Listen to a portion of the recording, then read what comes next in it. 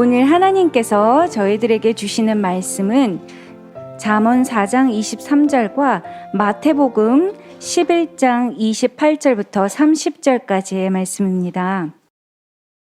모든 지킬 만한 것 중에 더욱 내 마음을 지키라.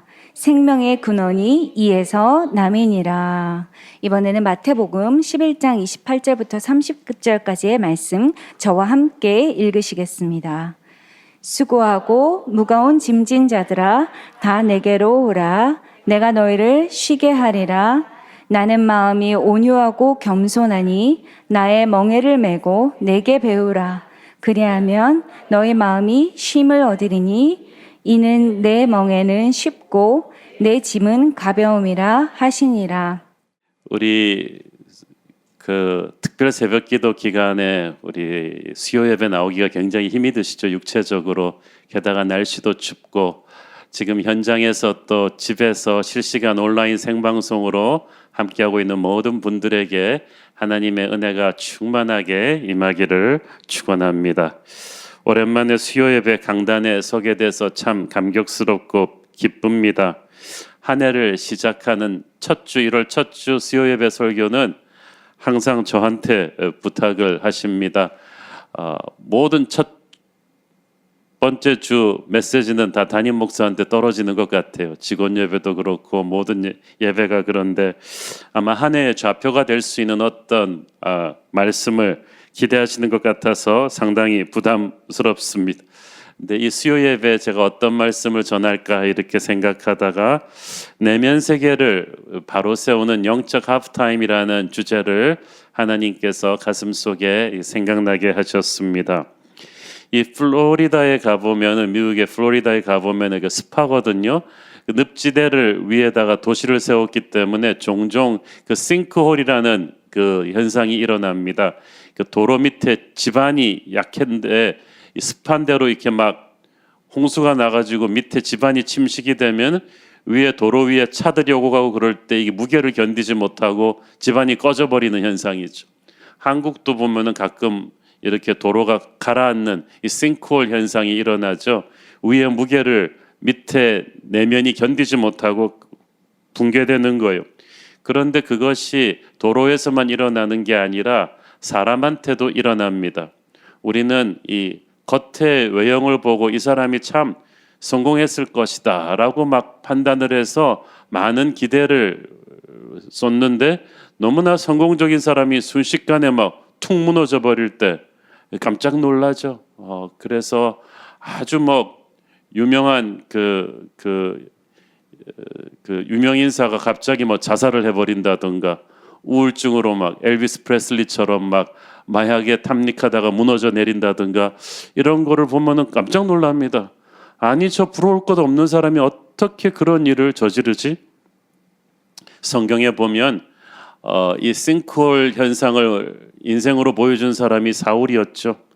그는 너무나 많은 걸 이루었고 얼굴도 크고 키도 크고 잘생겼고 능력도 좋아서 모두가 보기에 이 사람은 정말 카리스마 있다, 우리의 왕이 될 만하다 그랬는데 왕이 되고 나서 막 정신없이 사람이 막 무너져 내렸잖아요. 막 젊은 다윗을 질투해서 창도 집어 던지고 사람이 이성을 잃어요. 왕관의 무게를 견디지를 못한 거죠. 왜? 내면 세계가 건강하지 못한 사람이 그 자리의 압박을 견디지 못하고 무너집니다. 그런데 우리는 그런데도 자꾸 눈에 보이는 외적 성공만을 계속 너무 강조해요. 우리 아이들 교육시킬 때도 우리는 겉으로 보이는 겉사람을 강조합니다. 좋은 학교를 들어가라, 좋은 기업에 들어가라, 성형수술을 해서 예쁜 외모를 만들어라. 자꾸 겉에 보이는 스펙을 자꾸 강조하는데 아이들이 내면 세계가 약해진 채로 겉에 보이는 이 스펙을 자꾸 가다 보니까 이게 싱크홀 현상이 일어나는 거예요. 겉에 보이는 이 성공의 무게를 견디지가 못해요.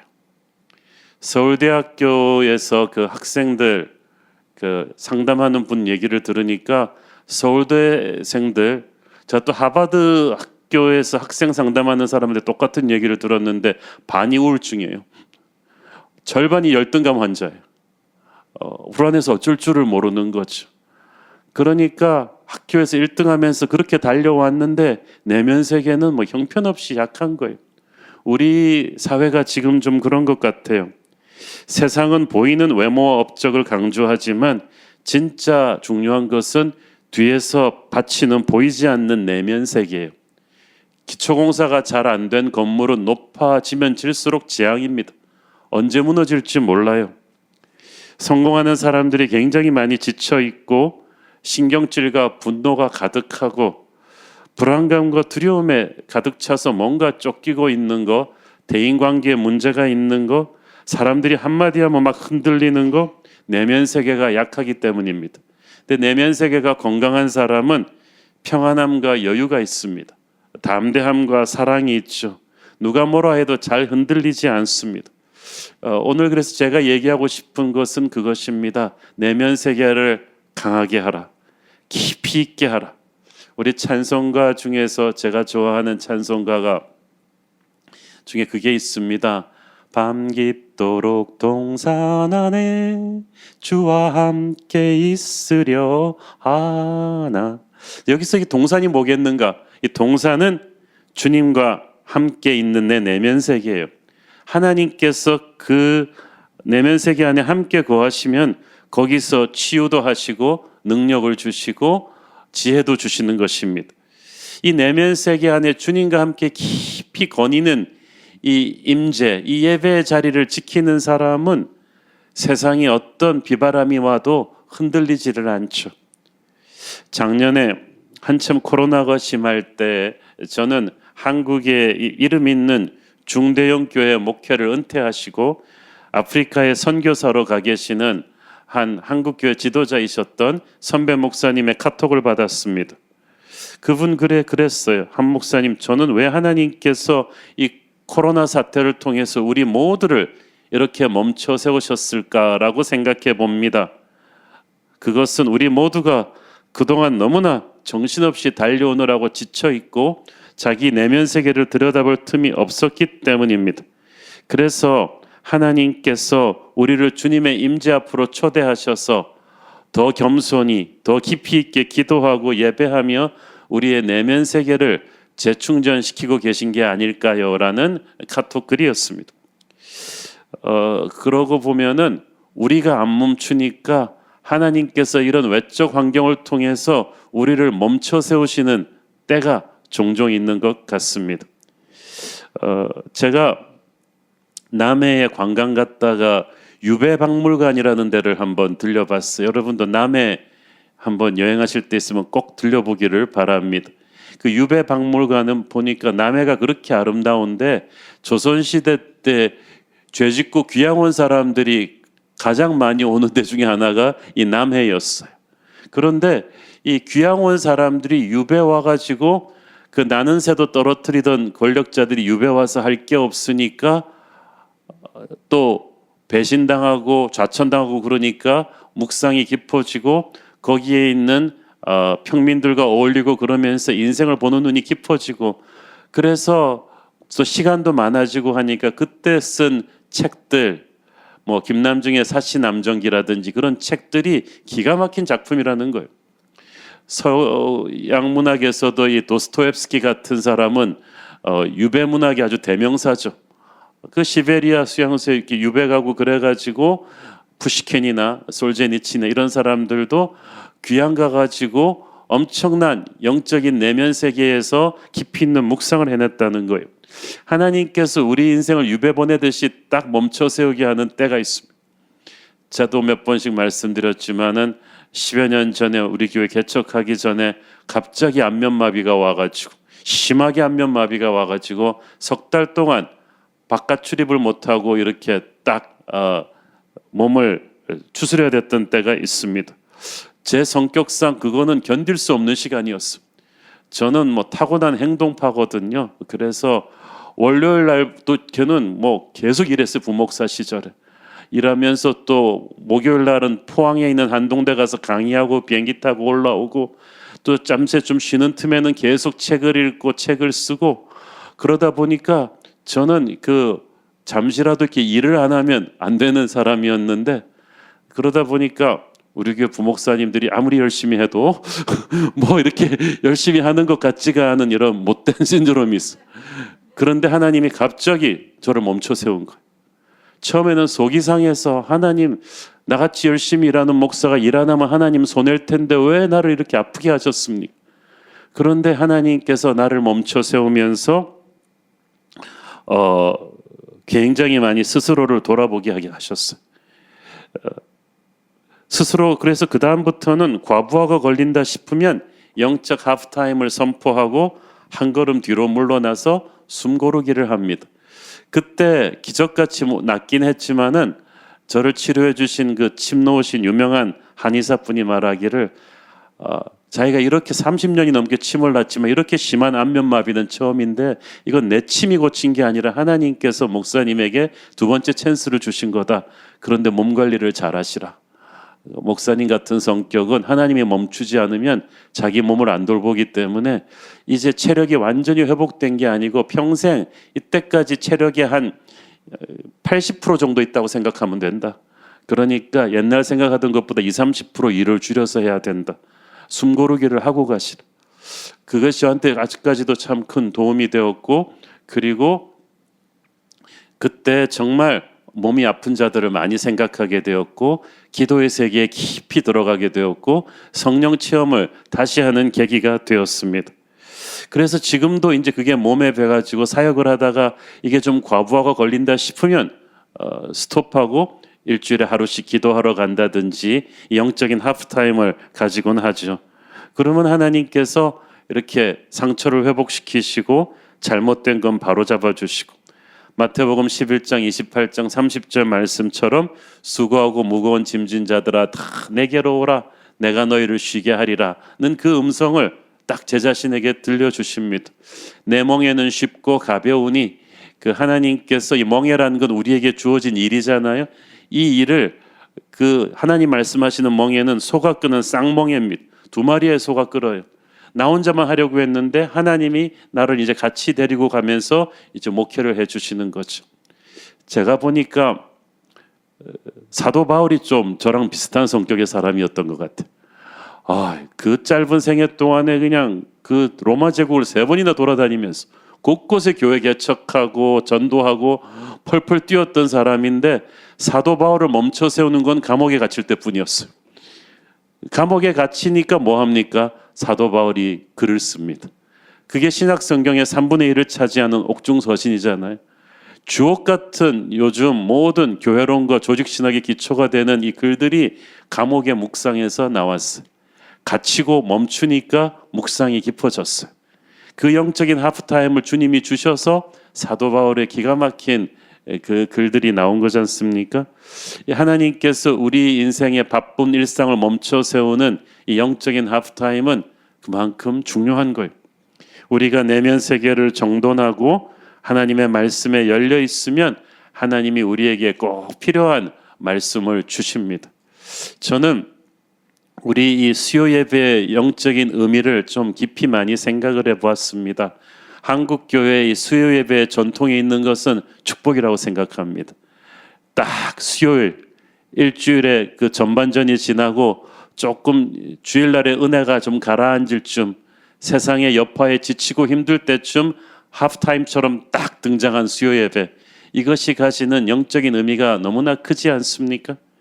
그래서 이 수요 예배가 가지는 그 영적인 파장이 큰 거예요. 게다가 우리 교회의 모든 우리 부목사님들이 참 설교를 잘하는데 이 골고루 섭취하는 영적인 메뉴가 유일하게 오는 데가 바로 우리 수요 예배예요. 저는 그래서 이 S하우스에서 드리는, 특히 S하우스에 들어오면 우리가 유목민이라는 게 딱 느껴지는 그저 위에 공기와 아래 공기가 다른 난류와 한류가 가는 것 같은 그런 불편한 곳이지만 그 여기에 있는 이 작은 예배처가 가지는 영적인 하프타임의 의미가 큰 거예요. 여기서 하나님이 마음의 문을 두드리시면 우리가 문을 열죠. 하나님께서는 인생 전반전을 뛰다가 지친 선수들에게 이런 은혜와 안식을 이 하프타임을 통해서 주십니다. 우리가 우리 자신의 힘으로 발버둥 치는 것을 멈추고 하나님이 우리의 영혼을 만질 수 있도록 해주실 때 우리는 인생에는 새 역사가 시작될 거예요. 제가 좋아하는 미국의 영적 지도자 리처드 파스터라는 분은 우리 목회자 컨퍼런스에서 항상 오프닝을 그렇게 합니다. 그분이 이렇게 손을 들고 두 가지 기도를 가르쳐. 하나는 이 손바닥을 아래로 내려놓음의 기도입니다. palms down. 뭘 내려놓느냐? 분주한 마음을 내려놓아라. 분한 마음을 내려놓아라. 쓸데없는 걱정들을 내려놓아라. 너의 아픔들을 내려놓아라. 슬픔을 내려놓아라. 근심거리들을 내려놓아라. 이 모든 걸 하나님 앞에 내려놓고 호흡을 깊이 하면서 하나씩 한 10가지 아이템을 제가 기억을 다 못하겠는데 내려놓게 하는데 우리 목사님들이 거기서부터 벌써 참 마음이 평안해지죠. 그 다음에는 손을 발도로 펴서 밤섭 이 손바닥을 하나님께 올려놓는 우리의 기도를 하나님께 올려드리고 우리의 눈물을 올려드리고 우리의 찬양을 올려드리고 이렇게 계속 그러니까 내려놓음의 기도와 올려놓음의 기도를 숨을 깊게 쉬었다가 들이키면서 숨을 깊게 쉬었다가 들이키면서 이거를 하면서 영적인 워밍업을 하는 거예요. 이게 영적인 하프타임에 들어오면서 하는 워밍업. 그러니까 우리 한국 분들의 기도는 그냥 들어오자마자 주시옵소서라고 막 바로 하는데 그 워밍업이 필요해요. 우리의 그 영적 하프타임에 들어오면은 헐떡거리던 숨을 내려놓고 하나님의 임재 앞으로 들어옵니다. 이 성경의 위대한 영웅들은 모두 이 영적인 하프타임에 익숙한 사람들이었습니다. 다니엘은 하루에 3번 하프타임을 찍죠. 그가 하루에 3번 기도했던 것은 의무적인 그냥 메마른 기도 시간이 아닙니다. 수상으로서 한 나라의 총리 대신으로서 요즘으로 치면 미국같이 큰 나라잖아요. 바벨론이. 그 나라의 국정을 총괄했으니까 얼마나 바빴겠어요. 그런데 그가 금쪽 같은 시간을 하루에 3번 희생했다고 생각합니까? 희생이 아니라 그게 오히려 다니엘을 살리는 영적인 숨통을 틔우는 거였어요. 다니엘은 그 3번에 기도하면서 그 자기의 모든 국정의 난제들을 다 하나님 앞에 가지고 가서 내려놓은 거예요. 그 직장 선교 사역 많이 하시는 방선호 장로님이 그랬대잖아요. 아침마다 기도하고 큐티로 하루를 시작하는데 그날 직장에서 할 일이 너무 많이 생각나가지고 하나님 제가 기도할 시간이 없네요. 그랬더니 하나님 말씀하셨대. 너 오늘 처리할 업무들 다 갖고 와. 기도 시간과 업무 시간을 구분하지 말고 네가 이렇게 기도도 안 될 정도로 신경 쓰는 업무 일이 도대체 뭐냐? 그걸 기도 시간에 가지고 오라는. 그래서 할렐루야. 그래서 그 다음부터는 자기 가슴에 있는 그날 해야 될 가장 복잡한 상사와의 미팅이나 이런 거를 다 기도 시간부터 시작하는 거예요. 저는 다니엘의 기도 시간이 그랬을 거라고 생각해요. 그 영적인 하프타임에 들숨날숨처럼 우리가 내려놓는 시간이죠. 우리의 모든 문제들을 하나님 앞에 다 내려놓은 다음에 그 다음에는 이제 채우심을 받는 거죠. 뭘 비워야 채워줄 거 아니에요. 그래서 우리는 다니엘처럼 늘 툭하면 수시로 자기 하루하루의 하프타임을 찍고 하나님의 앞에 와서 성령의 생기를 마셔야 돼요. 그러니까 다니엘은 평생 그 습관이 돼 있기 때문에 어떤 국정의 난제도 이 기도의 하프타임에 들어갔다 나오면 다 해결이 되는 거죠. 그러니까 그 능력의 탁월함이 이방인 노예가 능력이 탁월하지 않으면 그 수많은 적들의 견제 속에서 그렇게 높이 올라가겠어요? 다니엘은 영적인 하프타임을 통해서 하늘의 능력을 다운로드한 사람이죠. 다윗도 그렇죠. 그는 화려한 왕궁에 1000년 있는 것보다 하나님의 전에 하루 있는 걸 더 사모하겠다고 했어요. 예수님도 그러셨죠. 새벽 미명 이른 시간에 주님과 하나님과 홀로 깊이 교제하시니까 그 교제 시간을 통해서 하늘의 능력이 그에게 흘러 들어와서 그의 하루는 어떤 힘든 일을 만나도 끄떡이 없었어. 자 보니까 우리가 일이 힘들어서가 아니라 능력이 고갈돼 가지고 힘이 드는 거야. 짜증이 나는 거죠. 그러나 이 영적인 하프타임을 잘하는 사람은 항상 하늘의 생명수가 흘러 들어와 있기 때문에 감당하지 못할 일이 없어요. 저는 여러분의 인생에 이런 영적인 하프타임이 습관화돼 가지고 성령의 생명수가 여러분 안에 항상 깊이 있게 차 있게 되기를 축원합니다. 우리 모두가 각자 어깨에 너무나 많은 짐들을 얹어놓고 살고 있어요. 나이가 들수록 직급이 높아질수록 우리 어깨에 메어진 이 짐의 무게가 하나씩 더 늘어나는 것 같아요. 남편으로, 가장으로서, 직장에서 장으로서 전부 다 내 얼굴만 보고 있는 듯한 느낌. 특히 엄마들은 얼마나 어깨에 짊어진 무게가 많습니까? 똑똑한 사람들은 문제를 남보다 더 많이 보기 때문에 걱정 근심이 더 많아요. 걱정 근심이 별로 없다. IQ가 2자리. 그러니까 우리는 문제 인식을 굉장히 잘해요. 우리가 살고 있는 그리고 세상이 너무 시끄러워요. 잡소리, 세상 소리가 너무 많고 도시에 산다는 것은 그 소리 속에서 우리가 치열하게 경쟁하며 살아남았다는 얘기죠. 그런데 그러다 보니까 우리 자신을 잃어버렸어요. 내면의 소리에 귀가 닫혀버렸습니다. 사탄은 우리가 하나님과 보내야 할 시간을 잊어버릴 정도로 우리를 바쁘게 돌리죠. 세상 일에 얽매이게 하려고 애쓰죠. 그래서 유능한 인간이 되게 하려고 하죠. 그런데 유능한 인간은 되었는데 영혼이 피폐해져 버렸어요. 그래서 뭔가 이루었는데 만족이 없어요. 행복이 없는 거예요. 지쳐 쓰러지게 되죠. 무거운 짐을 나 홀로 지고 견디다 못해 쓰러진다는 말이 바로 거기에 적용되는 것입니다. 우리가 홀로 감당할 수 없는, 우리가 홀로 감당해서도 안 될 너무나 많은 의무들이 우리를 짓누르고 있어요. 이럴 때 뭐가 위험하냐? 이렇게 하다 보면은 점점 영원한 것에 대한 그 갈망이 내게서 밀려나가는 거예요. 세상이 끊임없이 우리 속으로 더러운 인풋을 쏟아붓고 있어요. 가만두면 금방 내면 세계가 황폐해집니다. 대부분의 한국 크리스천들이 성경보다 TV를 더 많이 보고 있잖아요. 성경을 안 보는 건 아닌데 문제는 TV를 더 많이 보는 거죠. 그러면 내면 세계가 황폐해집니다. 하나님께서는 황폐해진 정원은 잘 거닐지 않으세요. 내면 세계를 질서 있게 가꾸려면 침묵과 고독의 시간을 정기적으로 만들어야 돼요. 사람들은 외로운 걸 싫어합니다마는 외로움과 고독은 달라요. 고독은 의도적으로 내가 주님과 함께 있는 이 시간이에요. 성령께서 의도적으로 주님과 함께 있는 창조적인 고독을 만들면 우리 안에 있는 세상적인 넝쿨과 쓰레기들을 제거하십니다. 그러면 내면 세계가 질서 있는 곳으로 정돈이 되죠. 여러분의 내면 세계도 그렇게 되기를 바랍니다. 우리는 영적인 존재예요. 육체를 입고 있지만 영적인 존재예요. 그래서 영과 육이 관련이 없는 것 같지만요. 이게 희한해요. 이 육이 아무리 행복해도 영이 황폐해져 있으면 언젠가는 불행하고 넘어지게 돼 있어요. 그러나 육이 좀 힘들고 어려워도 우리의 영이 건강하면 언젠가는 우리의 인생이 반드시 다시 회복이 됩니다. 이것이 영적인 법칙입니다. 근데 우리의 영혼은 시끄러운 거를 싫어해요. 분주한 것도 싫어해요. 고요한 것을 좋아해요. 진중한 것을 좋아합니다. 경박하고 경솔하고 시끄러운 것을 싫어합니다. 너무 빠른 것보다는 조금 느린 것을 좋아합니다. 속도보다는 깊이를 추구합니다.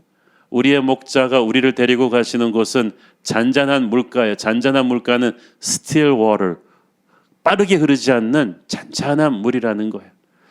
빠르게 흐르는 물살에는 영상이 투영되지를 않아요. 하나님께서는 우리가 좀 천천히 가기를 원하십니다.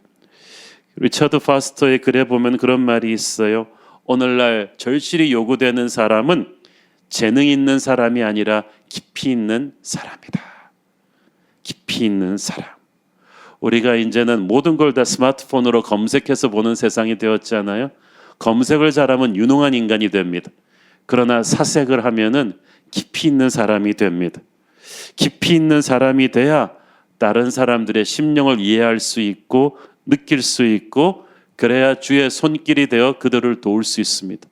영적 리더가 되고자 한다면 깊이가 있어야 돼요. 오늘날 기독교가 너무 경박해졌어요. 성령의 은사는 강조하는데 인격을 만드는 성령의 열매를 강조하지를 않아요. 그러니까 기독교가 너무 경박해진 거예요. 근데 구약 성경에 보면은 지성소라는 말이 나오잖아요. Holy of the Holies. 성전의 가장 깊은 곳인데 우리 내면 세계 안에 Holy of the Holies, 하나님의 지성소가 있어요. 다니엘은 이 지성소에서 주님을 만나는 일의 중요성을 너무나 잘 알았기 때문에 그 바쁜데 하루에 3번 이렇게 깊이 있는 기도를 하는 거예요. 내면의 중심부에 있는 지성소에 들어가 하나님을 만나는 일이 습관화된 사람은 외부의 환경을 이길 수 있는 힘이 생깁니다. 제가 유기성 목사님이랑 식사하다가 그 얘기를 들었어요. 자기가 신학교 다닐 때 그 감신대도 사회운동하는 사람도 많고 그랬는데 이렇게 신학생들끼리 함께 모여 기도하는 작은 모임이 있었대요. 사람들이 잘 주목하지 않는 모임이었지만 항상 바쁜 신학 공부와 사역 활동 중에도 기도하는 모임이 있었다는 거예요. 그런데 한 30년 지나 보니까 그 기도 모임 출신의 목사님들이 다 목회를 잘하고 있더래요. 건강하고 영향력 있는 교회를 목회하고 있는 거예요. 제가 조용기 목사님 간증에서도 똑같은 얘기를 들었어요. 그 오래전에 그 신학교 다닐 때도 그 사역에 바쁘고 공부에 바쁜 뛰어난 신학생들 많았지만 그 작은 항상 함께 모여 기도하기를 힘썼던 그 동기들이 지금 보면 가장 영향력 있는 목회를 하고 있더라는 거죠.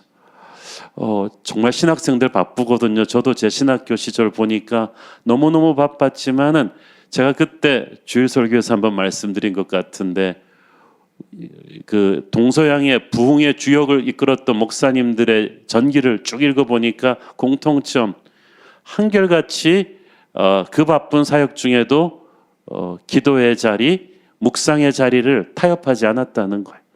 항상 하루 이틀씩 숲에 들어가서 기도하고 하나님과 교제하는 것을 습관화시켜 놓으니까 이 사람들이 나중에 그 어떤 바쁘고 힘든 사역도 능히 감당할 수 있었고 이분들의 설교에는 사람들이 설명할 수가 없는 기름 부심이 있었다는 거예요. 조지 윗필드라는 아주 유명한 설교가가 있었는데 그분은 가서 설교할 때마다 얼마나 많은 개종자들이 나왔는지 몰라요. 그런데 그 당시 윗필드랑 설교자로서 경쟁하던 분이 있었는데 그분이 그랬대요. 분명히 설교 퀄리티는 내가 못하지 않은 것 같은데 왜 윗필드가 설교하면 이렇게 많은 열매가 있는가?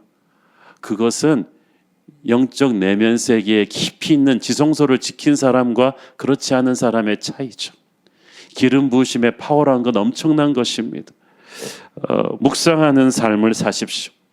이것은 하나님을 바라보는 삶입니다. 제가 꼭 추천하고 싶은 그 책이 켄 가이어의 이 묵상하는 삶이라는 책인데 거기서 켄 가이어가 그렇게 말합니다. 음악가가 박자와 리듬 감각을 가지는 것이 중요하듯이 하나님의 사람은 하나님의 박자와 리듬에 자기를 정확하게 튜닝해야 된다는 거죠. 조율해야 된다는 거예요. 그러면 영적으로 승리할 것이다.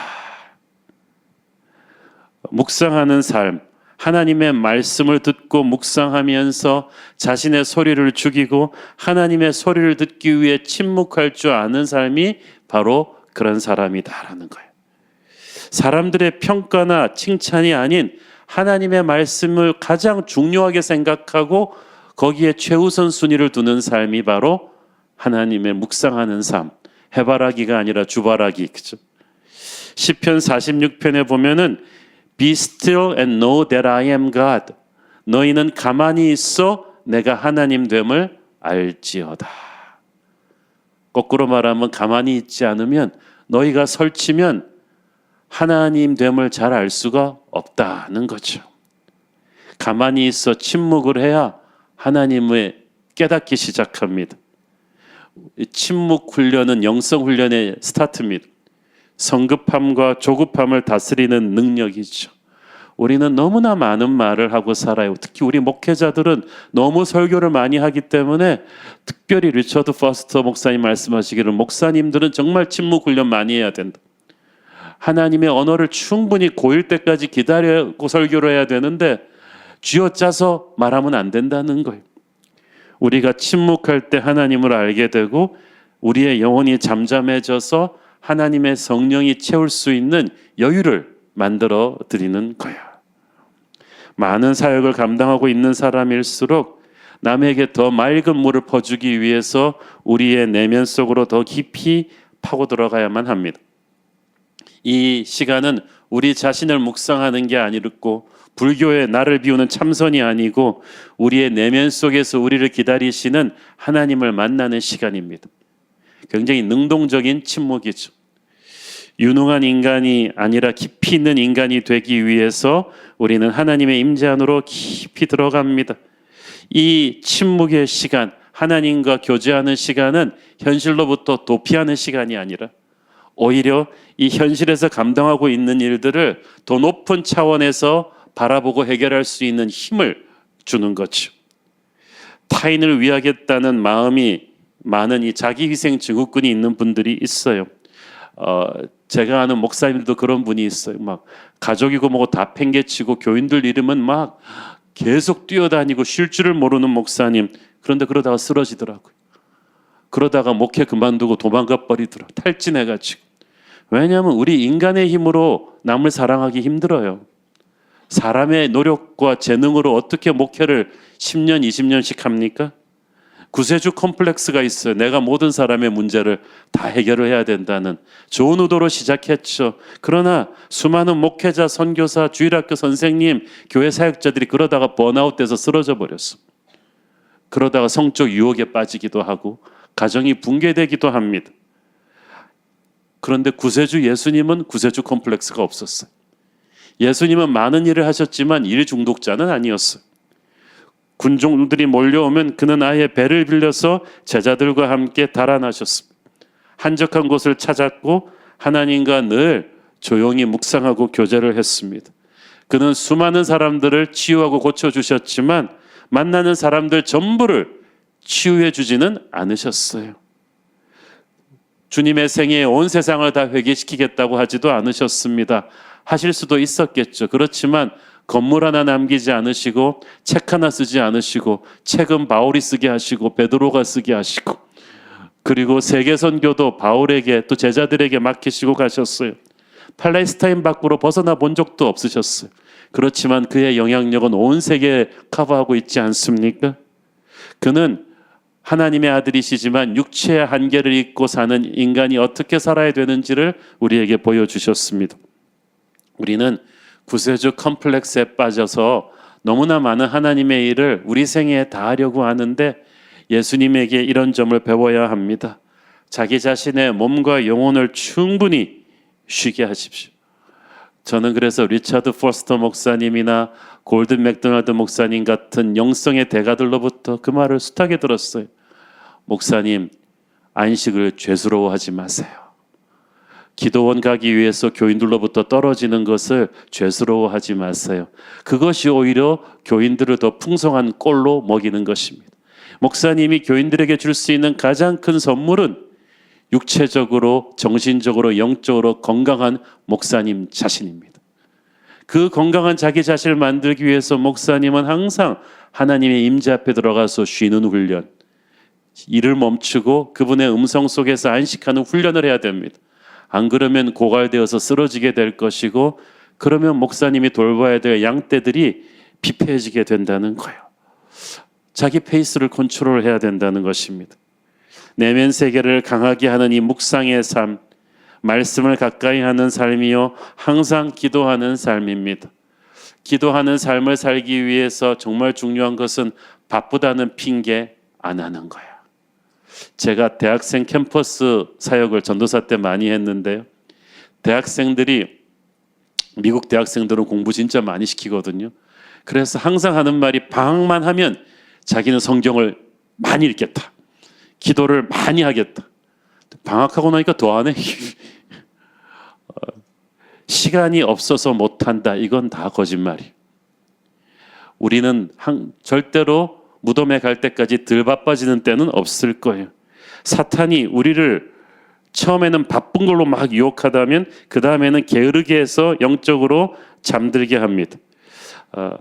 네가 새벽에 일찍 일어나 기도하는 건 아무래도 무리다.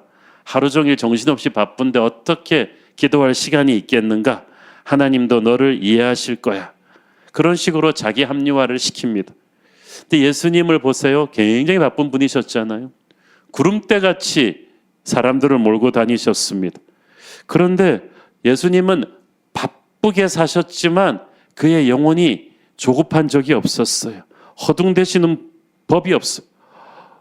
밤에 주무실 때 아유 어떡하냐, 이 일도 못하고 저 일도 못하고 아침에 일어나면 또 불안해가지고 내가 또 뭐 놓친 건 없나 이러지 않으셨다는 말이에요. 많은 일을 하셨지만 패닉하지 않으셨다. 서두르지 않으시고 초조해하지 않으셨다. 대중을 사랑했지만 대중에게 휘둘리지 않으셨다는 것. 여러분, 이 나무가 겉에 보이는 부분에 비해서 보이지 않는 뿌리가 나무 전체의 3분의 2 정도 된다고. 70% 이상이 땅속에 묻혀 있는 거예요. 그런데 그 땅속에 묻혀 있는 뿌리가 얼마나 깊고 튼튼한가에 따라서 겉에 보이는 나무의 생명력을 좌우합니다. 우리 인생에도 보면은 눈에 보이는 부분과 보이지 않는 부분이 있어요. 예수님의 사역을 보면 그래요. 보이는 부분과 보이지 않는 부분이 있어요. 많은 사람들을 고치고 귀신 쫓아내시고 다 보이는 분들이, 그걸 보면서 우리는 와 하지만 중요한 것은 눈에 보이지 않는 부분이었어요. 그 힘이 어디서 왔느냐? 날마다 새벽 미명에 하나님 앞에 가서 하는 영적 하프타임, 그 기도의 시간, 말씀의 시간을 통해서 그 습관이 예수님의 공생의 기간 내내 지속되었어요. 그래서 우리도 예수님의 그 습관을 따라가야 되는 것입니다. 우리는 보통 기도는 능력이 부족한 사람이 하는 거라고 생각하죠. 그렇게 따진다면 이 세상에서 제일 기도 안 해도 되는 분이 예수님 아니겠어요? 그런데 인격도 능력도 풍성하신 완전하신 그분이 항상 기도하십니다.